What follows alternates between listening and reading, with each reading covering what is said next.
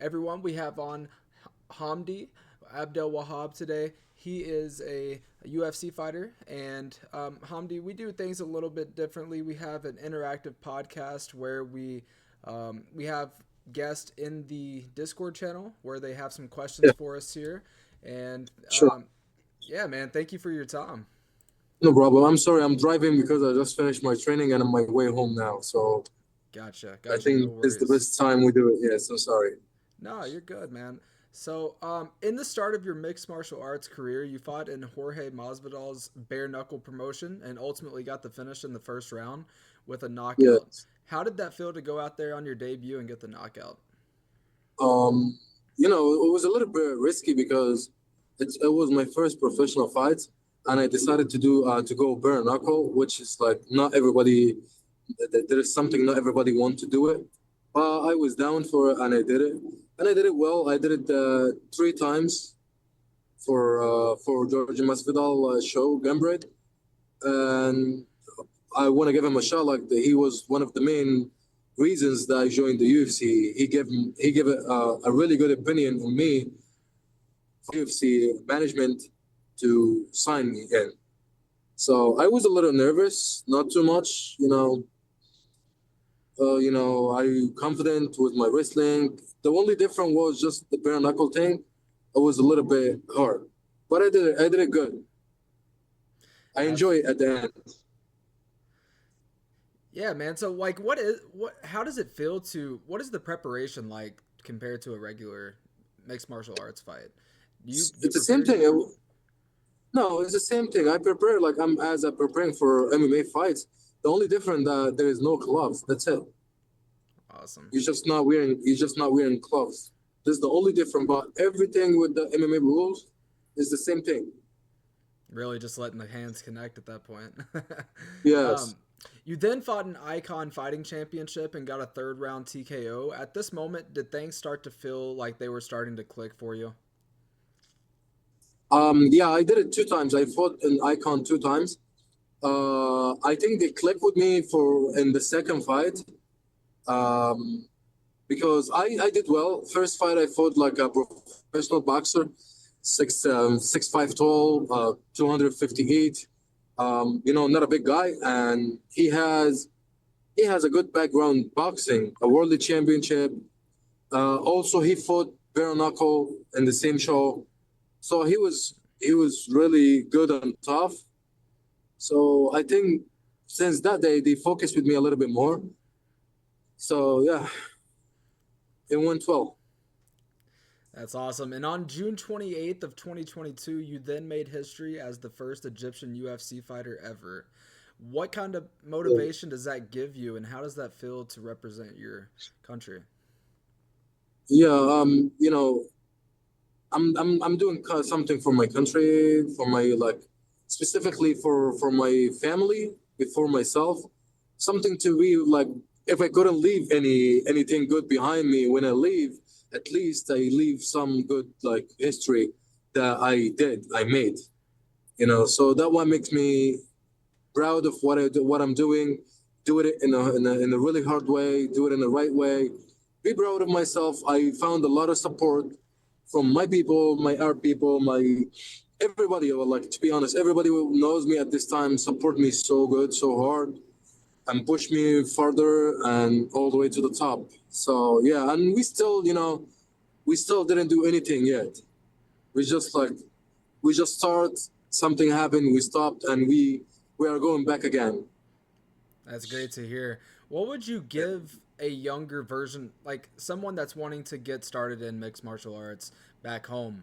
What bit of Yeah. advice could you give them? Trust yourself. Believe in yourself. Never give up. Learn how to not quit, because in that kind of sport is the main thing. I feel is the main thing of is not quitting. There is a lot of situation that you decided either to stay or quit. Even in the fight, there is a lot of situation, a lot of position you in or you get to choose between, oh, I'm not gonna give up, I'm gonna keep continue, or I'm just like, this is too much for me. I'm gonna quit. That's it. Looking for another one. So never give up, work as hard you can, You know, your health is number one investment in that kind of business. You have to stay healthy. You know, that's all. That's all what I can say is like your health, your body, your food, everything that you put it inside your mouth is what makes you least in that kind of business. I learned from my mistakes, so I should give the advice more to more people. I do in my gym when I train with younger people, I give them my advice. I tell them like I get a really hard lesson. It was something happened by mistake. I learned from it. I want you guys to learn from it too. Never trust anybody, even if your brother, if your family. Don't just put anything inside your mouth or just like trust anyone if your friend giving you anything in the gym or something because this is what happened with me. And what happened was just like someone was trying to do a favor with me, just giving me something before we start working out. And that's what like, caused me suspension for 2 years. So yeah, God bless everyone. Stay healthy as much as you can and never quit, never give up. So like It's here, important. this is the main thing I want to say. Never quit, guys. Never give up on your dream. Dreams can be, can be broken, but never gonna be forgetting. Absolutely, man. After your Olympic win, you decided to come to America and go to work as well as train. How hard was that to balance the Yeah, both? that was the toughest. That was the one of the toughest times in my life. I used to work as as a deli in the supermarket, and short story long because it's long story. I just decide to okay. In the beginning of me coming here to USA, I decided just like quitting everything about the sport. I'm not doing any more sport. I'm just gonna focus on my job, find a nice job, make some money, fix my life. Make better life for my daughters and my family. And that was it. And then after 2 years, almost 2 years of being here, working every day, almost 16 hours a day, I decided like, oh, it's not gonna work. I'm in a situation where I'm about to give up and leave the whole country because I was really tired. The job, the work, like everything was really tough. I don't see my family for too long, over 2 years, and I was ready to quit everything and just go back to my country, find something to do there. I know it's gonna be hard, but like at least I will be around my family, my daughters, something like this. And I said like, okay, I said with myself, I said let me go back to where I belong to. I belong to the sport. I do sport almost 22 years of my life. Let me try to go back and see how it gonna goes. And there is a lot of people support me in that too. And there is one guy, he's Egyptian as well, and he's the one in the really beginning that helps me and believe that I want to do something for myself to fix my life. His name is Ali. He also one of my corner, one of my coach. He used to train me and teach me boxing over a year and 8 months or over 2 years, just for free, just because he sees that in my eyes, I want to do something. Yeah, so it was really tough. But I like tough time makes tough personality and tough decisions. Absolutely, man. Your story is unreal. Um, Yeah. after, although you finish a lot of your fights by knockout, on your return, could we see your Olympic wrestling mixed in? Definitely yes. If there is a situation I need to use my wrestling, I will definitely use it. If not, I will just keep knocking people out. Inshallah. So yes, if there's a situation and I have to, like last fight, I used my wrestling because I couldn't really see. That was like between the second round and the third round, I really lost the vision of my eyes. I couldn't see anything. So I decided to just like stick to him and just use my wrestling, not because I was scared of punch, but just because I couldn't really see. Like at this time, I saw only lights. I even told my coach and I told my wife in the corner. I spoke to her in Arabic. I told her I cannot see because I was scared to say it loud in English, so the referee will stop the fight right away. So I Okay. told her in Arabic. I told her like I cannot see. So of course they pushed me. They said like, no, you go, you got this fight. It's the last round. Go. It's 5 minutes, and you will get this win. I said, okay. You think so? Okay, let me go then. And then I started doing my do wrestling. So the once, alhamdulillah, went good. Awesome. Well, how does fighting on a pay per view compare to fighting at the highest level of wrestling at the Olympics? Wrestling Um, at the highest level. fight is fight. If you competing wrestling, if you're competing MMA, boxing, it just depend what stage you stand on. So I don't think there's so much different between the UFC stage and the Olympic stage. I think it's even in the levels, just different sports. You know what I mean? So I used to fight in the big stage and big level competitions. That what makes me a little bit less nervous with my first fight. Like I wasn't that nervous because I did it before. I did it multiple times before, so I was okay. I okay with it. Okay with too many people. Okay with journalists, magazines, and interviews and stuff like that. I was okay with it. Didn't stress me out, by the way. So it was just pushing me to show my skills more. And also, last fight I took it in 12 days notice. Wow. So that what makes me nervous. That point which makes me a little bit nervous. 12 days notice, my debut in the UFC. Of course, I wanna show my best performance, but I didn't have enough time. But I decided to go for it, and I did it. I did it really good. I think if you guys watched the fight, I did it well. So Absolutely, you did. It's a lot of thank you. fighters' dreams to get that interview at the end of the fight. What was that feeling to get the interview? To be honest with you, everything in that night was like a dream. It went so fast, so quick. It was just like flashlights. You blink your eyes, you open your eyes, everything done. I'm in the stage. I'm talking to people. They interviews me. I did my first one ever. I become the first Egyptian UFC fighter ever in the history. I'm making history. It was just like a dream, and then I started to realize, oh, I did it. I'm doing something. I'm going big. And that time, my opponent was one of the top, I think, top 20 or top 15. If he was in the top 15, he beat Zervolosky. I can say his name, but he beats a lot of guys that time. And to be honest, I just didn't care about the names. I just care about the human being. He's a human being. He's just like one like me.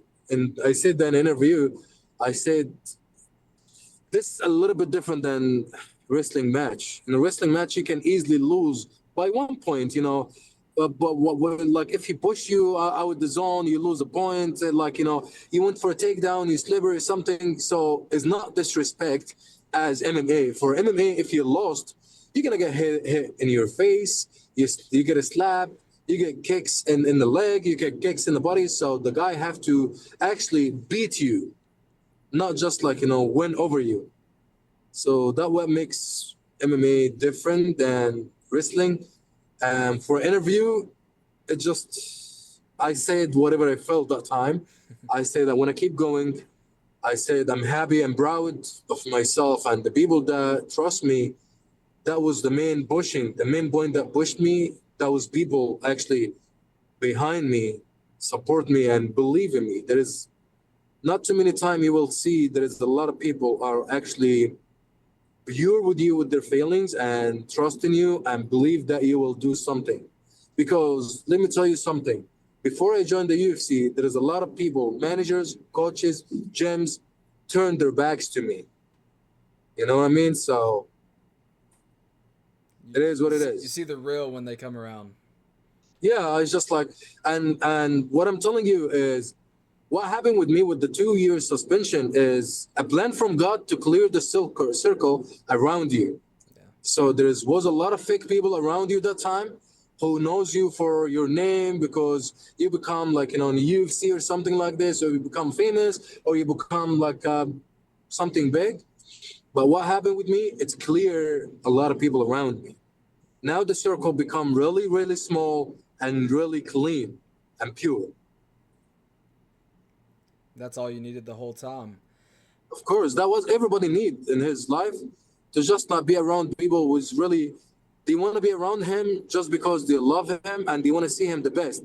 Not because they want to see him winning because they got profit of it. No, they want to see you winning because they actually loves you. That was the most important thing in that business. When you make your return on February 1st, us as fans, what can we expect to see? Knockout. A knockout. Let's go, man. Knockout. I'm hungry. I'm starving. You know, every time I talk about the fight, and I'm 4 days away from me leaving. I'm in New York right now still. I'm leaving next Saturday. So every time I talk about the fight, I get emotional and my skin is start to be ticklish. So yes, I'm hungry. I'm not give a. I'm sorry for my language, but I'm not gonna give any hell about that. You know, I'm not trying to be disrespect, but I'm hungry. You know what I mean? I'm really hungry. I'm starving for like for the going back and step again in a cage. So yes, Does this fight almost feel like since the layoff, does this almost feel like your debut all over again? yes, definitely yes. I'm 2 years and a half away out of the fighting, so it Yeah, feels like debut with a little bit more experience. You know, so a little bit different than the debut, but with it feels like debut, but with more experience. that's You awesome, know, it's man. like flashback. You know, this fight was like flashback. I did this before. I see this before. You know what I mean? Hey, well, like you said earlier, man, God's timing is perfect timing. So this You this is this know, is it, man. God always God plan is the better plan. Is the best plan. And and we trust in this. We believe in this. Whatever God put you through in, it's for something good. At the end of that road, at the end of that way, that God's put you in, there is gonna be a big lights that you, when you be patient, when you work hard, maybe God will put me in a test to see me I really deserve what He have for me or not. Maybe God put me in that test to see I really want it or I'm gonna give up or I'm gonna quit. That's why I'm telling you, and I tell everybody in my generation, my younger generation, never quit, never give up. God's you like in some like some source of problems or something go through in your life, make sure He did this because He wants something to go happen to you. He want to clear your circle. He want to show you the real color of people around you, and He want to hear your voice. But there was a lot of noise around you, makes your noise a little bit weak. So He want to clear that noise and makes you alone, so He can hear you clear. That's what I believe, and I believe I was so patient. I worked really hard during that time. I never lie off. I never wanted like some people can be going, okay, I saw like what, 2 years and a half, it's too long. Like I'm not gonna do this. That's it. I'm gonna like I never smoke, never went to like any kind of drugs, never went out like I never drank in my life, so I went in the right way. I was patient, pray to God, train as much I can, waiting for that moment to be here, and I'm here. You're here. You certainly have made it onto the biggest stage, man. After your fight in February, is there anyone in particular that you would like to fight next, or are you just gonna get whoever they give you?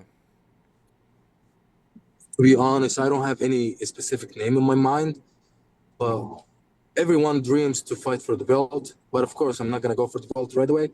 But I feel like if I finish that fight in a good way and I get the win, inshallah, I might gonna ask for a top 10, top 15. You Hey, know, it's not asking for too much.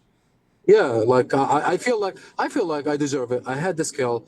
I have the I'm not gonna ask for yes. I ask for, and I want to ask right away. You know what I mean? Like if as long I'm healthy and no injury, inshallah, nothing.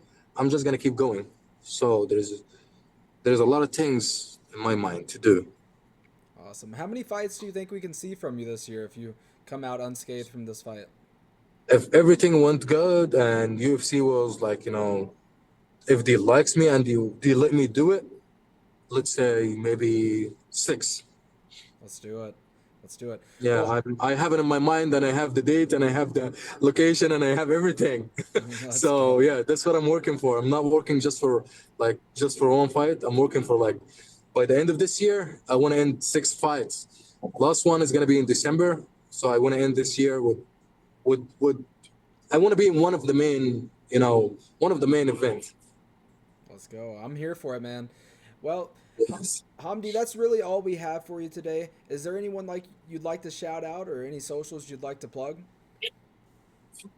I want to shout out for my people, my gym, Killer B, Brian Wright, Ali Abu Talib, my wife. Also, there's people gonna be in my corner. I want to shout out for my big brother, my big friend. He supports me all the time. Big scrapper, Mustafa. Shout out for my gym, Killer B, my manager, Melky, first round management. Of course, UFC for them keep me in the roster and not get like, they didn't even give up on me. So there's a big, big thanks for them. And I promise them I will pay them back. I will make them not never regret about that decision for me to be in the UFC or to be patient on me and wait for me that 2 years and a half. So that's all. Well, awesome, brother. Well, thank you so much for coming on today, and Thank you God guys. bless. Thank you. Thank you, sir. Thank you, guys. Thank you so much for all your support and all the love that you guys show all the time. Thank you.